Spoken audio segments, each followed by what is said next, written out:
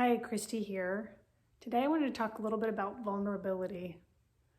A friend of mine posted something recently, a video about how she didn't feel comfortable being particularly vulnerable. She shared it privately, discussing it. It was a really vulnerable video, actually.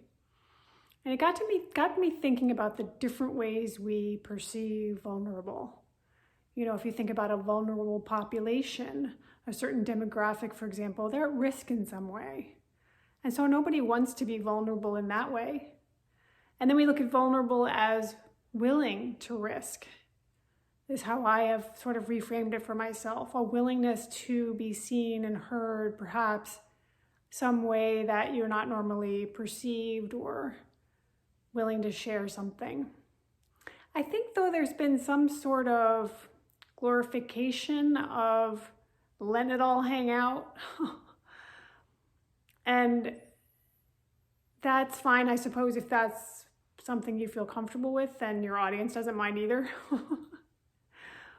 But I'm not a fan of let's be vulnerable to the point where it doesn't feel good.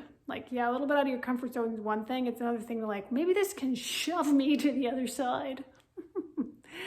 How about tuning into whether it feels like an appropriate level of risk to share something that is a little more than you'd like to, but isn't going to bring a great deal of regret if it doesn't go well.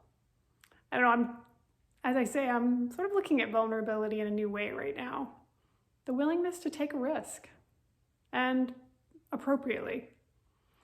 How do you frame vulnerability? As something negative, something positive?